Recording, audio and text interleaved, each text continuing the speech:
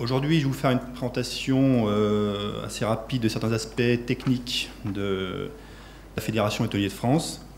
Et pour ça, j'aborderai deux thématiques principales. Donc la première, ce sera la ressource de bois.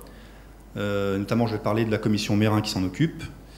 Et en second, je parlerai plus précisément de ce qui m'occupe, c'est-à-dire les travaux de la commission technique. Alors, pour la ressource de bois, je ne vais pas faire un exposé très détaillé sur la forêt française, parce qu'on y passerait à peu près 12 heures par jour pendant 6 mois. Je vais simplement vous indiquer quelques données très générales qui sont à notre disposition. Si vous souhaitez avoir plus de détails sur la forêt française, toutes les informations que je vais citer en fait, sont issues des travaux de l'IGN qui, pendant 5 ans, en fait, ont fait l'inventaire forestier national. Donc en quelques chiffres, donc comme vous pouvez le voir sur la diapositive, donc la forêt française couvre 16,3 millions d'hectares, ce qui représente à peu près 29% du territoire. Au niveau des propriétaires de ces forêts, comme indiqué sur la diapositive, vous voyez que les forêts domaniales représentent 10% des surfaces, les forêts communales 15% et les propriétaires privés 75%. Donc sur les 3 diapositives que vous allez voir par la suite, ce sera une présentation assez générale de la forêt française. Donc simplement pour que vous ayez une vue de comment ils sont disposés les forêts françaises. Donc cette première carte représente de manière assez simple en fait le taux de boisement des forêts françaises. Donc plus les zones sont foncées, plus vous avez de forêts. Cette seconde carte, ça représente en fait l'évolution des surfaces forestières entre 1975 et 2007. Donc vous noterez assez facilement que les surfaces de forêt en France évoluent, et elles évoluent même assez vite. Sur cette dernière carte, ça représente en fait la proportion que vous pouvez avoir entre les feuillus et les résineux. Donc la forêt française n'est pas constituée uniquement que de feuillus, il y a aussi bien sûr des résineux et qui entrent pour une assez bonne part dans la composition des forêts. Donc simplement je fais un petit aparté par rapport aux forêts françaises, sur la composition des forêts françaises. Il n'existe pas en forêt, où c'est très très rare, des cas de forêt où il y a une seule essence, où il n'y a que des feuillus ou que des résineux par exemple. Donc les forêts sont très souvent mixtes. Donc l'IGN pour son inventaire a travaillé sur déjà la définition d'une catégorie, qu'est-ce qu'on appelle une forêt de résineux, qu'est-ce qu'on appelle une forêt de feuillus. Donc les forêts de résineux, en fait, ce sont des forêts où on retrouve plus de 75% des peuplements qui sont des résineux. Pour les forêts de feuillus, bien sûr c'est l'inverse, c'est quand vous avez plus de 75% des peuplements qui sont des feuillus, on les considère comme des forêts de feuillus. Donc suivant ces catégories, en France on trouve à peu près 22% des surfaces qui sont occupées par des résineux, et 67% des surfaces sont des forêts de feuillus. Donc les feuillus sont majoritaires sur le territoire français. Le reste du pourcentage, en fait, c'est des forêts qui sont vraiment mixtes, à peu près à 50-50 entre la répartition feuillus et résineux. Donc là, un petit graphique très simple pour vous montrer la partition. Donc ce qui nous intéresse, nous, plus particulièrement, c'est le chêne, notamment le chêne pédonculé et le chêne rouvre. Et donc vous voyez qu'au niveau des surfaces et des volumes disponibles, le chêne pédonculé et le chêne rouvre représentent les essences majoritaires sur le territoire français. Ce qui, en tant que tonnelier, nous avantage beaucoup. Alors donc le chêne, parmi les feuillus. La France est considérée encore comme le premier producteur de chêne, toutes variétés confondues, au niveau de l'Union européenne. On est suivi d'assez près par l'Allemagne et, dans une certaine mesure, aussi avec l'Ukraine. Donc, toutes variétés confondues, le chêne représente 44% environ des volumes des essences de feuillus disponibles.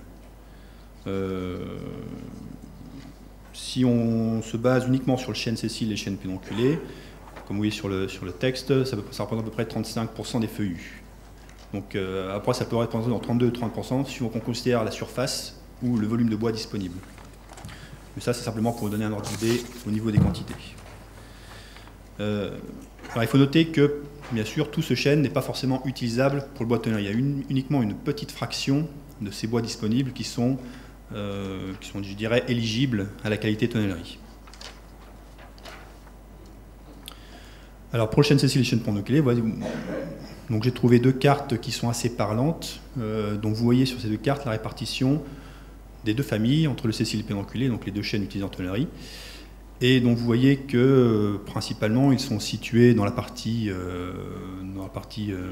médiane nord de la France, et qu'ils sont finalement répartis de manière assez homogène. C'est-à-dire que dans un peuplement de forêt de chênes, vous pouvez trouver indifféremment du Cécile ou du pédonculé.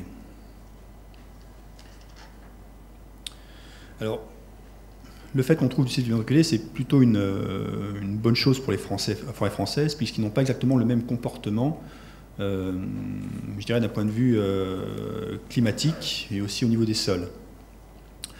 Il y en a une des variétés est plus résistante par exemple à l'humidité, et l'autre plus résistante à la sécheresse.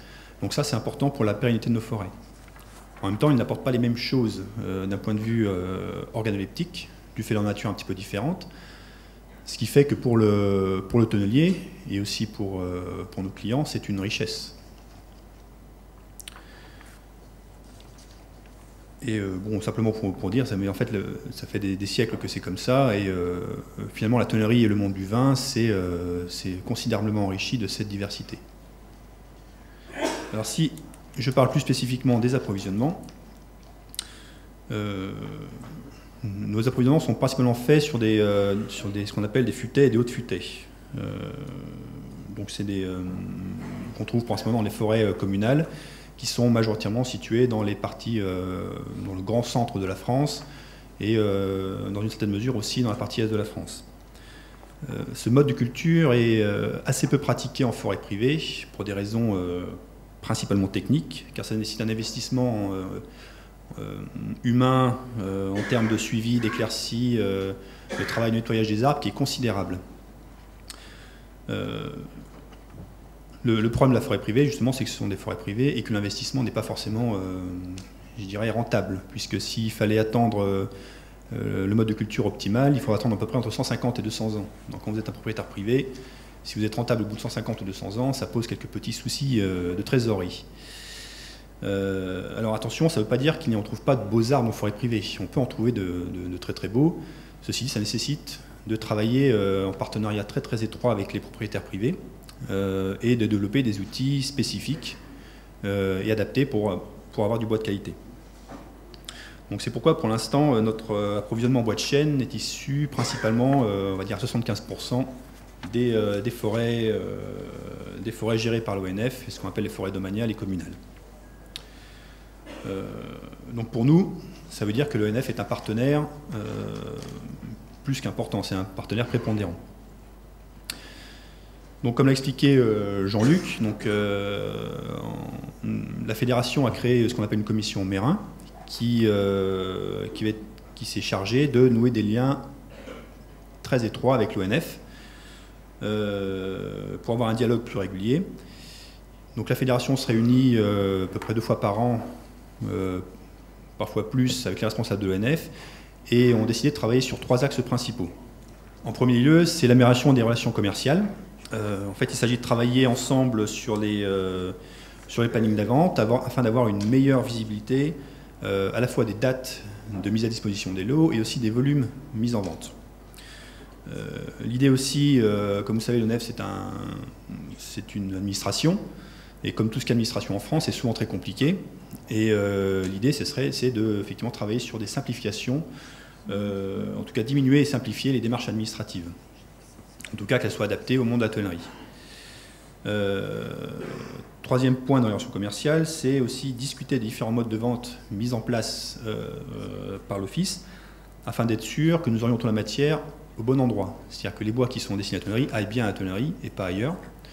Et que les bois qui sont destinés à l'industrie du panneau, par exemple, aillent bien à l'industrie du panneau ou dans d'autres industries du bois. Deuxième axe de travail, nous cherchons à développer, en tout cas avoir une idée sur le développement de la ressource, parce que même si les forêts sont en développement en France, ce qui nous intéresse nous surtout, c'est d'avoir une garantie que la ressource est pérenne. Donc dans la mesure du possible, nous essayons d'avoir des garanties, surtout sur les volumes de bois qualitatifs qui sont mis en vente une année sur l'autre. L'idée derrière tout ça, c'est qu'on ait effectivement les mêmes qualités, qu'on puisse reproduire dans la mesure du possible, sachant que c'est un produit qui est organique d'une année sur l'autre. Bon, alors sur ce dernier point, on a quand même l'avantage effectivement de travailler avec l'ONF, c'est que ça fait quelques siècles qu'ils sont sur le sujet, et depuis très très longtemps, ils travaillent sur cet aspect-là. Et heureusement, je dirais que d'une certaine façon, c'est plutôt une administration et pas un organisme privé qui s'en occupe, puisqu'd'une certaine manière, ils ne sont pas soumis aux aléas de finances, même si les finances de l'État sont un petit peu mises en difficulté ces temps-ci. Le dernier axe de travail, c'est l'amélioration continue de la filière bois, notamment en étant parfaitement sûr des périodes d'abattage des bois, puisque c'est une donnée très importante. L'idée aussi, c'est de travailler aussi sur ce qu'on appelle les délais de conservation des arbres sur pied, c'est-à-dire à partir du moment où les bois ont été achetés, avoir la possibilité de les laisser sur pied un peu plus longtemps qu'à l'heure actuelle, ne pas avoir à les abattre tout de suite, puisque techniquement, si on les abat, ça veut dire qu'après, il faut les mettre sur un parc à bois. Et pour la conservation des grumes qui sont sur les parcs à bois, il faut les arroser continuellement. Donc c'est une consommation en eau qui est conséquente. Et donc là, c'est surtout un aspect qui est à la fois aussi qui est technique et commercial et qui est aussi environnemental. Et enfin, un point qui est très important maintenant dans l'alimentaire, c'est le développement d'outils de traçabilité spécifiques pour suivre la matière bois. Voilà, donc là j'en ai fini par la partie disons forêt et commission Mérin. Je vais aborder la commission technique. Donc Jean-Luc en a parlé un tout petit peu tout à l'heure. Donc elle a été créée en février 2002. Et donc la fédération avait décidé de réunir ses membres ainsi que différents laboratoires pour former une commission technique dont l'objectif serait d'obtenir des seuils d'acceptabilité des mérins et des produits finis en matière de composés, en matière de contamination sur les composés halogénés, donc les fameux TCA, TBA et autres molécules sympathiques. L'idée derrière ça, c'était d'anticiper un petit peu la demande des clients, puisqu'à l'époque on commençait tout juste à en parler, et de mobiliser les membres de la fédération pour qu'ils travaillent ensemble sur ce projet. Donc autour de la table, nous avons réuni bien sûr beaucoup de représentants des tonneries membres, ainsi que des laboratoires très connus à l'époque et qui sont d'ailleurs toujours très connus. Dans l'étude initiale, il y avait 5 volumes principaux. Le premier, bien sûr, c'était l'estimation des seuils de contamination par azonisole, c'est-à-dire à partir de quel moment on considère qu'un mérin est contaminé. Le deuxième, c'était l'étude des phénomènes de migration entre le bois et le vin de ces fameux composés, savoir quand vous avez un morceau de bois contaminé, qu'est-ce qui passe effectivement dans le vin, et inversement. Une étude aussi sur les cas de contamination aérologique des bois, puisqu'on s'est aperçu en discutant avec le laboratoire que l'essentiel des contaminations qu'on pouvait avoir par les composés halogénés, en fait, venait de l'air. Le bois étant initialement non traité, nous ne sommes pas supposés avoir des contaminations par traitement de masse important. Quatrième point, c'était la vérification et la validation des méthodes d'analyse de l'époque sur les laboratoires, vérifier leur pertinence. Et enfin, le dernier volet, c'était l'édition d'un guide de bonne pratique pour la tonnerie. Donc justement, à propos de ce guide de bonne pratique, qu'est-ce qu'il y a dedans?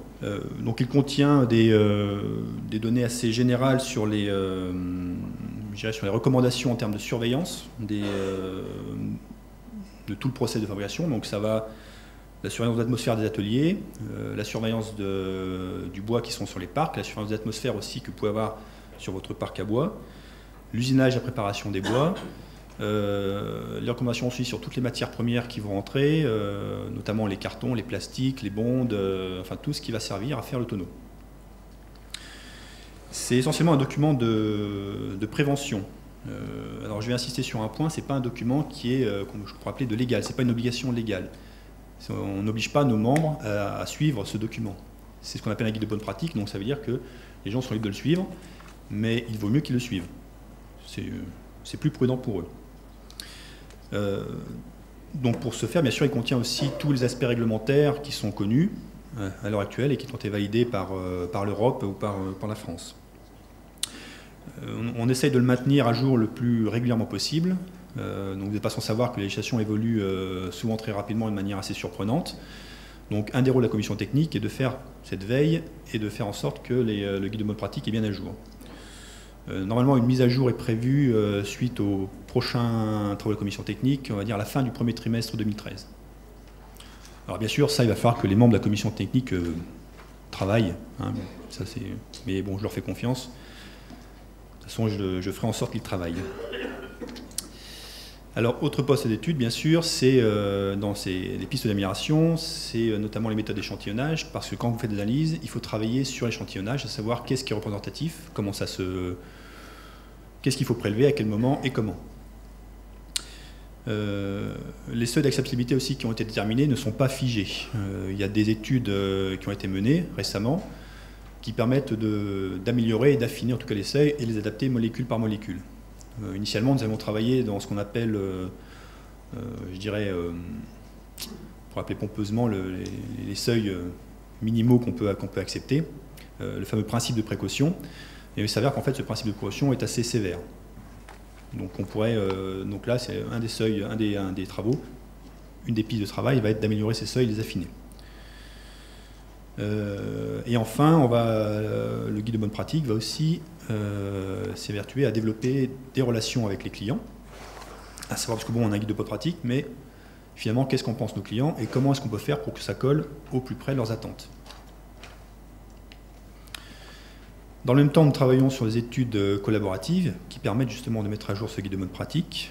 Le rôle de ces études collaboratives que l'on fait avec des laboratoires, qui sont des espèces de synergies entre les laboratoires et les tonneries, c'est de développer, je dirais, tous les talents et toutes les nouvelles technologies qui sont à notre disposition pour